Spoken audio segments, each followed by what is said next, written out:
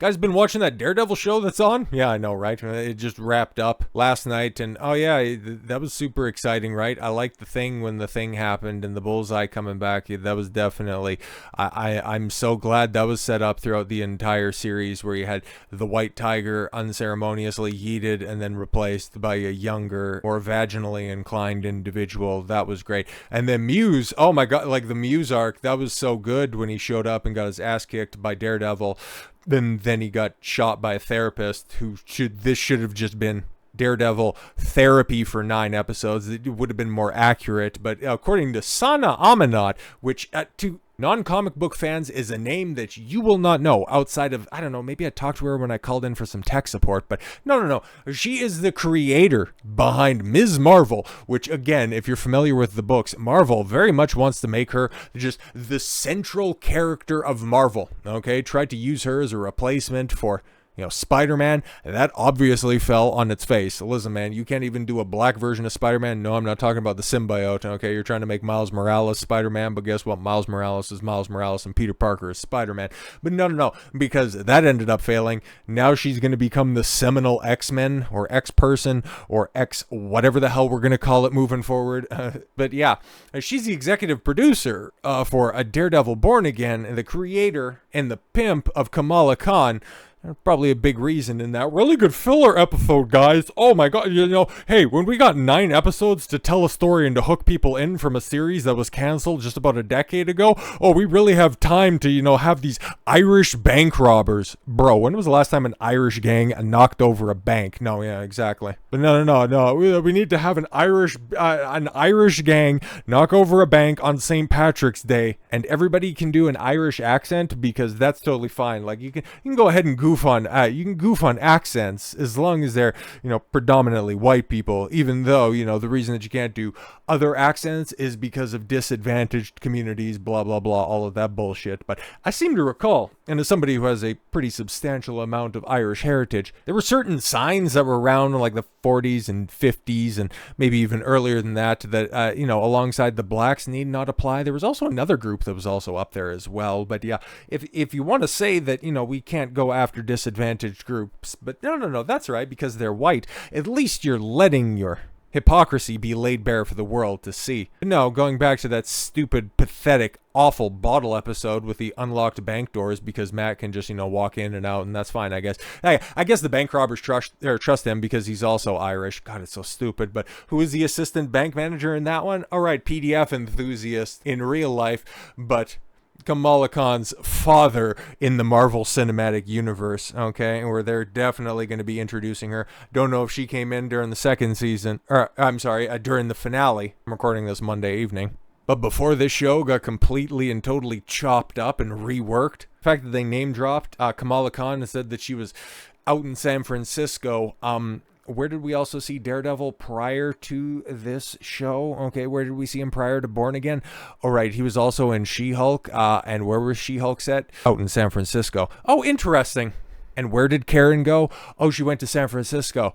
Oh, I wonder if she's going to end up crossing paths with Kamala Khan and she's going to get worked into, the second season of this stuff. Or maybe she was at one point and that's a holdover. But we'll talk about that and we'll cross that bridge when we eventually get to it. But we got to talk about the people that are actually excited about this. And I'm not talking about those weirdo accounts that, trend every Tuesday evening, at least for the past few weeks, going, oh, bro, this is peak. We are so back. This is Marvel at its best. Oh, this is, exactly like the Netflix show. And if you don't understand that, you have bad media literacy. Yeah, okay, cool.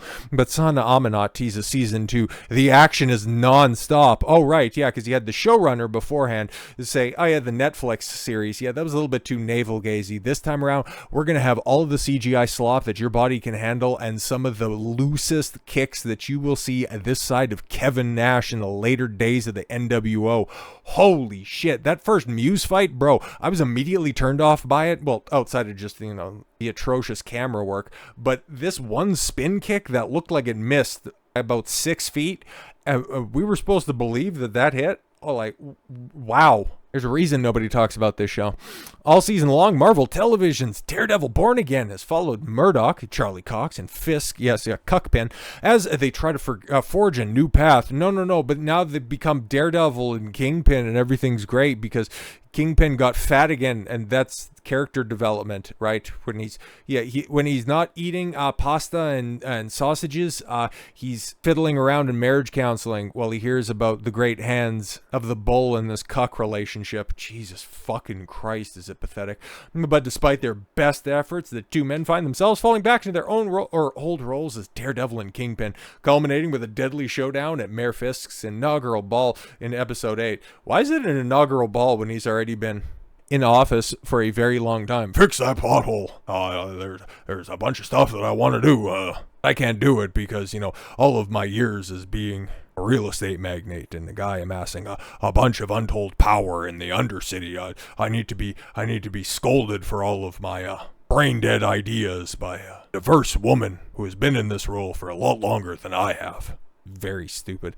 As Matt confronts Vanessa for a role in Foggy's death, Bullseye crashes the party, forcing Matt to jump into action. And it was really good cinematography because he's in red light at the end of it. Oh my god, it's so great. But yes, it's like watching the fan reaction to Daredevil Born Again each week. Sana Amanat. It's been really thrilling. Episode 8 in particular is a marker that we wanted to do with the show and the love of these characters, and it's really exciting to see the fans feel the same way. I feel like, Merch, they understood the intention of our visual approach. Yeah, see, they did the thing. They had red lighting on Daredevil. Oh my god, it's so cool. And they also had him on a rooftop fiddled with the horn that was severed from his mask the night that Foggy got shot. Oh my god. And also there was the symbolism of Daredevil going to his rooftop goon cave, and also Cuckpin go to his basement goon cave, because parallels.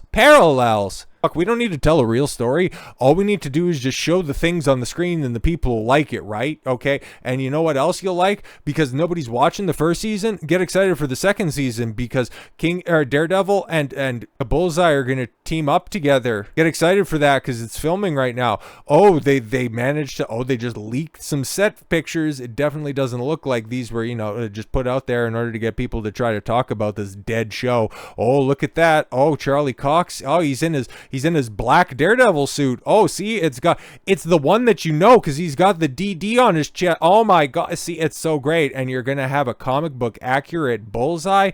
Oh my god, guys, see, he's got the bullseye on his head. Fucking Christ, there's a reason nobody's watching this goddamn show. But hey, he did the scream and he fought the Muse. Daredevil Born Again fails to chart on the top 10 Nielsen streaming charts. Yes, fails again. Born Again, dead again. Big shock, right? Marvel Studios' latest D+ series, yes, Daredevil Born Again, failed to, chart on Nielsen's top 10 streaming charts. Yes, it also missed on Luminate, but we'll go over those numbers as well. But hey, as bad as it looks right now, Ironheart still comes out in June, so Daredevil won't at least be the worst viewed Marvel Plus series of 2025. It's got that going for it.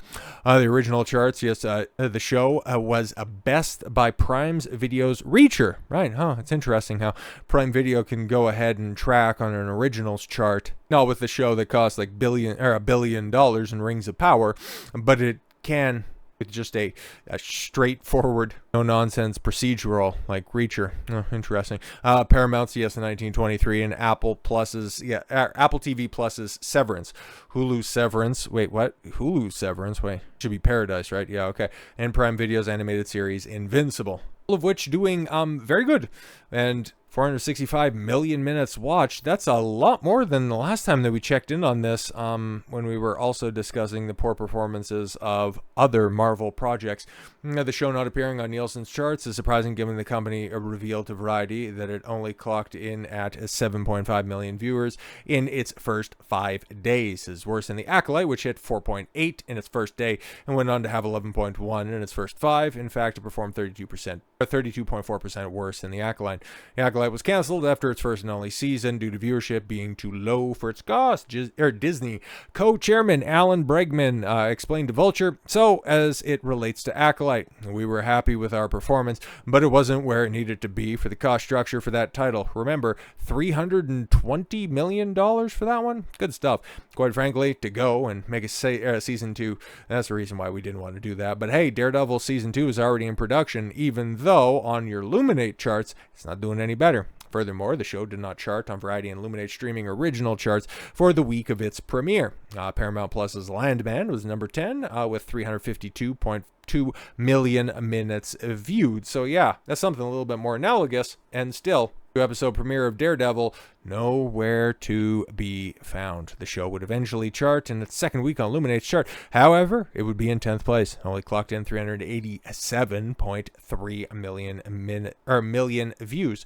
Of note, Luminate tracks from Thursday to Thursday, and the show released on a Tuesday, so it is likely that much of the viewership in its second week is from the show's 2 premiere episodes. In fact, the premiere of the show's 4th episode is no longer on Illuminate streaming charts. Yeah, fallen below Severance, which clocked in at 48.2 million minutes watched, which I think, didn't Severance season 2 wrap up? God, it wrapped up a little while ago. But yeah, hey guys, it's really well reviewed. Okay, oh my god, like the show also has low numbers. Oh no, right, don't mind the 8.3, the 8.1, the 8.8, and the 8.1. Don't mind all of that stuff. It's just nobody's reviewing it. Nobody's really even taking this shit seriously. So yeah, even with, oh yeah, the Punisher scene was pretty good, and it just kind of seemed like this random interloper. Wow, it's almost like it has something to do with somebody who takes the character seriously, and John Bernthal only wanting to be in the show if he has a say in what the dialogue for his character and the scenes that he's going to be in. So yeah, perhaps episode 9 might have a good scene with Punisher in it. And hell, I think probably the one project that Disney has on the horizon that has a chance of being good could be that Punisher 1 episode, 130, 60, 90 minutes special. That one might be fine as long as John Bernthal gets his say for what his character is going to do. But outside of that, season 2 of Daredevil Born Again is not going to be watched by anybody. Remember how Loki 1 was like the biggest thing ever. Loki season 1 was fantastic. How many people stuck around for season 2? Right. He got turned into a giant tree. And how the fuck are they going to address that in Avengers Doomsday? Who the hell knows? And who the heck's even going to know?